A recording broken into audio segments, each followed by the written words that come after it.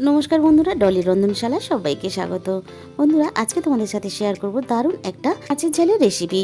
আর শীতকাল চলে যাওয়ার আগে অবশ্যই বন্ধুরা এই রেসিপিটা একবার হলেও ট্রাই করবে। তাহলে আজকে রেসিপিটা দেখে নেওয়া যাক। এখানে আমি 3 টুকরো কাতলা মাছের পিস নিয়েছি।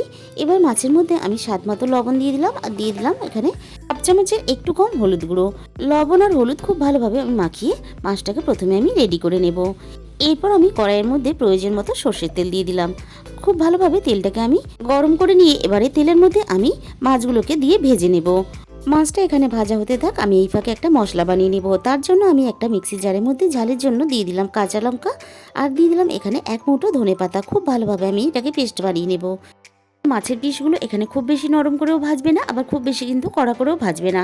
মাছের পিসগুলো একটু নরম রেখে এরকম করে লালচে করে আমি ভেজে নিলাম। মাছগুলো আমার ভাজা রেডি হয়ে গেছে, আমি মাছগুলো তুলে নিলাম। আমি এখানে কাতলা মাছের পিস ব্যবহার করেছি, তোমরা চাইলে কিন্তু এখানে রুই মাছের পিসও ব্যবহার করতে পারো। মাছগুলো ভেজে রেডি করে নেওয়ার পরে ওই একই তেলের মধ্যে আমি ফোড়নে দিয়ে দিলাম অল্প একটু কালো জিরে, আর দিয়ে দিলাম মাঝারি সাইজের 2টো পেঁয়াজ কুচি। এবার হালকা একটু নাড়াচাড়া করে পেঁয়াজগুলো আমি এখানে দিয়ে দিলাম স্বাদ মতো লবণ।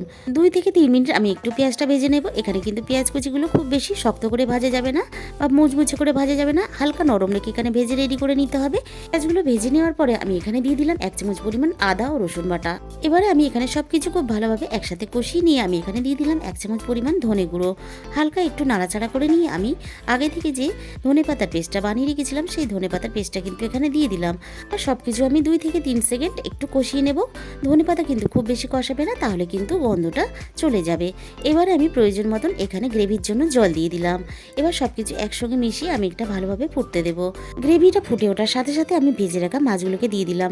এইভাবে আমি গ্রেভির সাথে মাছগুলোকে আরও মিনিট 5 ফুটতে দেব। তাহলে সুন্দর করে ধনেপাতার গন্ধটা কিন্তু মাছের সাথে মিশে যাবে। এরপরে আমি এখানে কয়েকটা গন্ধরাজ লেবুর ফ্রেশ পাতা এখানে দিয়ে দিলাম। ধনেপাতার গন্ধ আর গন্ধরাজ লেবুর পাতার গন্ধ একসাথে মিশে গিয়ে মাছের ঝালের স্বাদ দ্বিগুণ করে দেয়। এরপর আমি আরও 2 থেকে 3 মিনিট এখানে মাছটাকে ফুটতে দেব।